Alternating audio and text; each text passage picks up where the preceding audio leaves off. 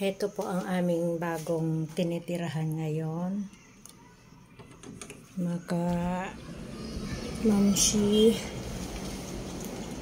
mapesh, manoy, manay. Ito po ang aming tirahan ngayon. Yan po ang ano.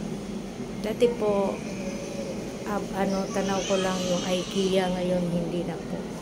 Ito na po ang bagong ko, tanawin ngayon. Maraming naliligo sa baba. Yan po.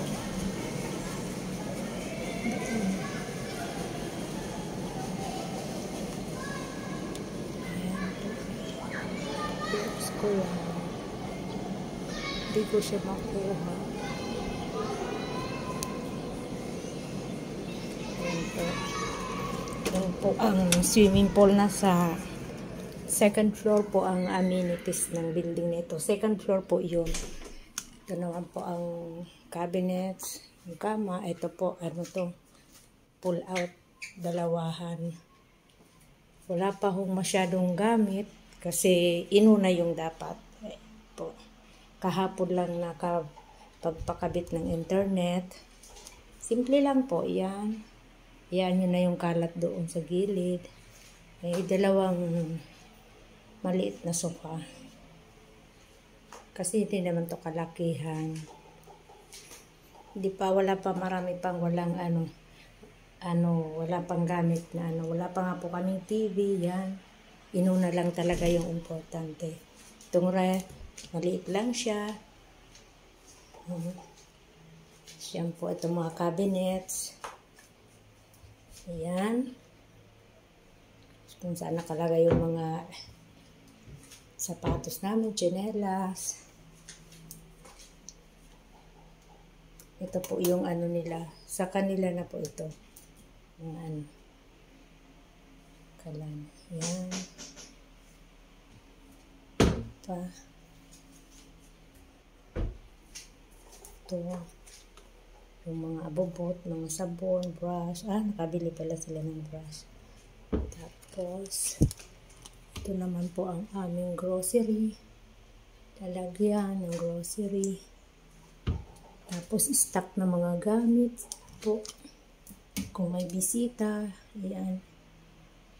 Yan ang kasi minsan umuwi sila dito. Galing Bicol. Yan po, mga condiments pa. Yan po. Ayan. Naturo ko po kayo sa aming munting tahanan. At ito naman po ang aming CR. Dami panlabahan. Ayan. Ang labahan ko andyan pa. Ito naman po ang shower room. Ayan. Wala pa hong heater. Hindi pa napapakabit. Yan po. At ang aming basurahan, syempre, dapat may takip. Ayan po.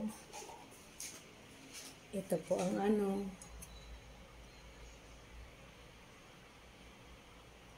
Ito po.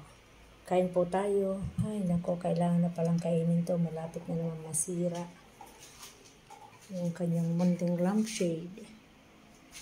Ito po yan. Tignan natin yung ilaw. Yan. Tignan natin pati ang ilaw. Yan o. Yan po. Yun lang po. Yung relo. Ito lang po.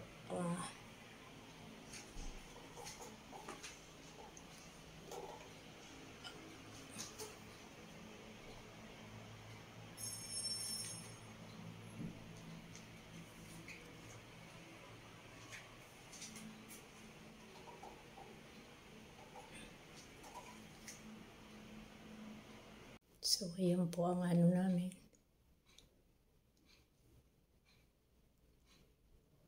Ito nga pala, may intercom pala dito. Kapag may tao pong maghahanap sa amin sa baba, lang po sila. Mahigpit po dito. Hindi basta-basta makapasok sa loob ng doon sa lobby hanggat hindi tumatawag sa amin. Kaya pag may bisita po kami na hindi namin alam, tatawag muna sila. Sasabihin nila kung kilala namin yung taong yun.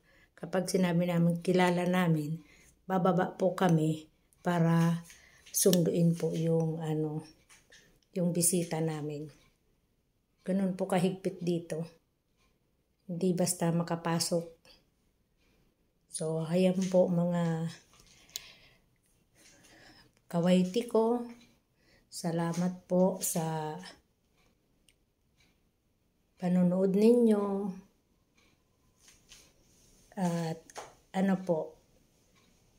i-subscribe nyo po ako yung hindi pa nakakapag-subscribe sa akin. At i-bell all nyo po para lagi kayong notify sa aking bagong upload. Yun lamang po. Bye-bye. Salamat po sa inyo.